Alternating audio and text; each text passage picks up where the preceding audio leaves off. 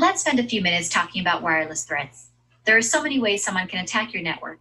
How do you know which attacks are most likely? Which ones cause the most damage, and which ones are the hardest to protect yourself against?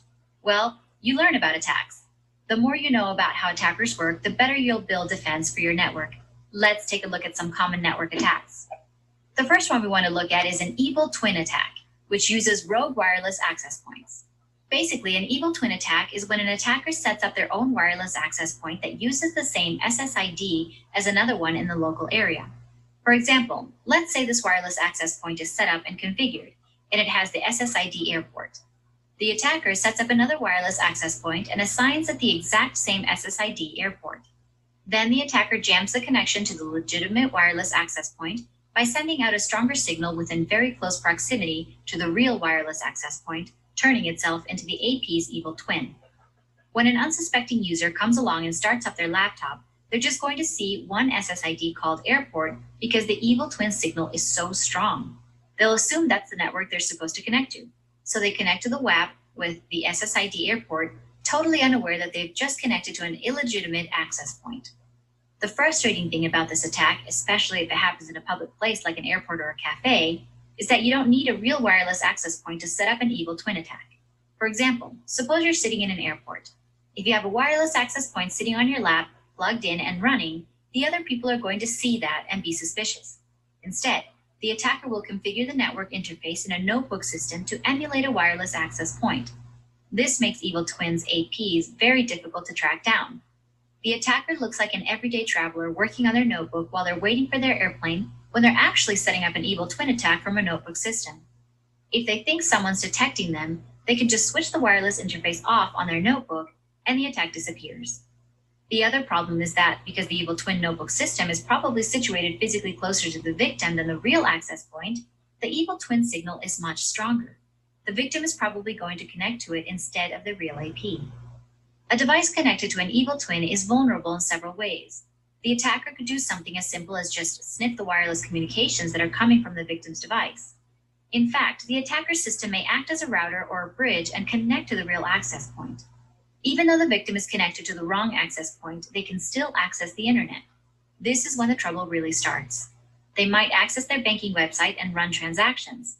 They might purchase something off the internet with a credit card. During this time, all of the traffic is actually going through the evil twin, and the attacker is capturing all of it. Evil twins are also used for phishing attacks and man-in-the-middle attacks. All the attacker has to do is configure a web server with web pages that look like legitimate sites.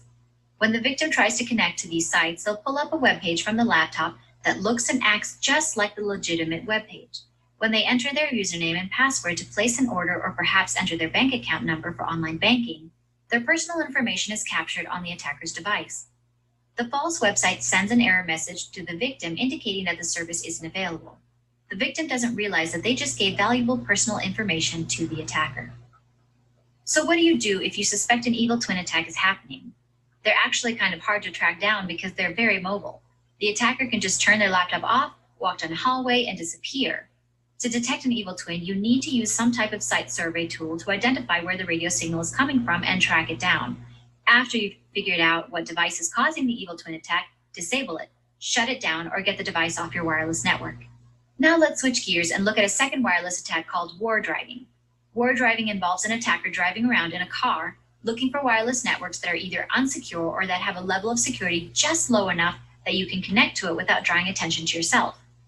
For example, an attacker could drive around and find a store that's emanating a wireless signal out into the parking lot and uses little or no security.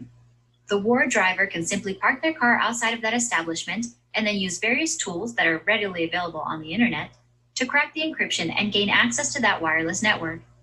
In the war driving scenario shown here, we have an organization that uses a wireless access point. They haven't been careful about signal emanation, and the network is going way out into the parking lot. The attacker is sitting in a parked car in the parking lot, perhaps on the pretense of coming into the building at some point. But what the attacker is really doing out there is using a laptop to locate the WAP and mark the location of a network on a map. Many war drivers use GPS devices to pinpoint the location of the network and log it on a web-based map. Be aware that war drivers often make their own homemade modified wireless antennas to increase their ability to pick up the signals emanating from a wireless access point. Essentially, it's a low-tech but very effective high-gain antenna. There are two different varieties. One is a cantenna, an aluminum can that's modified to make a very good high-gain wireless antenna. There's also a walk-fi, which uses a large walk-shaped dish used to create a high-gain antenna that can help pick up low-power signals coming out of the wireless access point inside the organization. You can sort most war drivers into two different categories, the benign war driver and the malicious war driver. Benign war drivers aren't really concerned about accessing information on the network that the wireless access point is connected to. They're usually just out to collect and log information about the wireless access points that they find. Malicious war drivers, on the other hand, want to connect to the same internal network as the WAP and then use services without authorization or permission. This is a different type of war driving called piggybacking. There's a related attack you should be familiar with called war chalking. War chalking is the practice of driving around trying to find open networks. But instead of logging them on a map like a war driver, the attacker uses a piece of chalk to draw symbols on a light post, sidewalk, or on the sides of a building to advertise to other war chalkers that there's an available Wi-Fi network at that location. War chalkers use a standard set of symbols.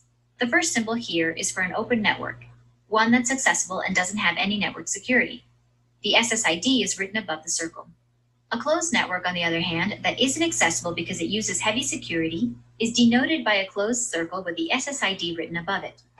War chalking has some interesting effects on businesses. As soon as business owners realize that people are tracking their network security and sharing it, many decide it's a great promotion opportunity and actually advertise their company through war chalking. They'll put up symbols themselves to attract people to their business. Instead of listing the key, they may specify the name of an employee who will give it out. Okay, now let's move on to deauthentication.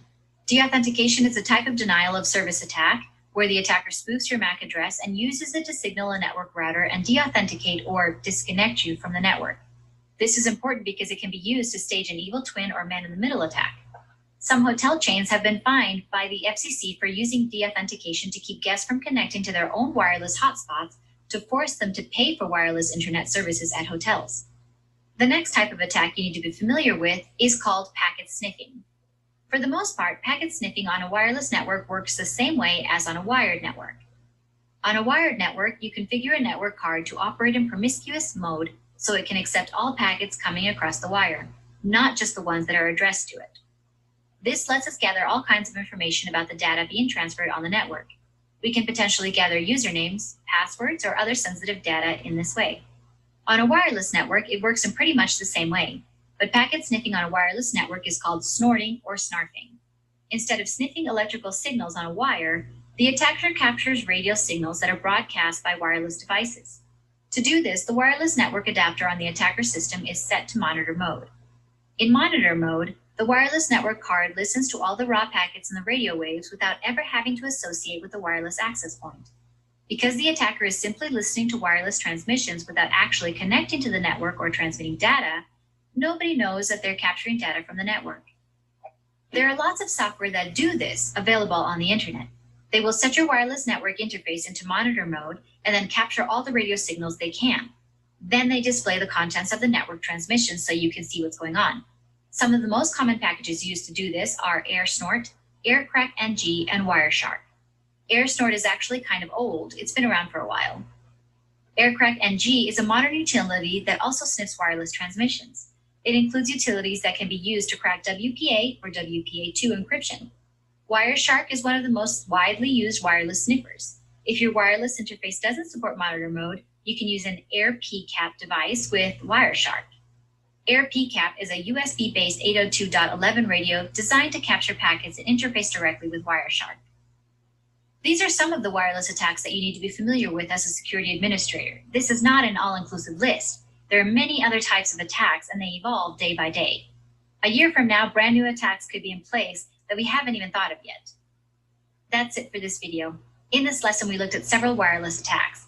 We discussed evil twin attacks, war driving, war chalking, and deauthentication. Then we talked about packet sniffing.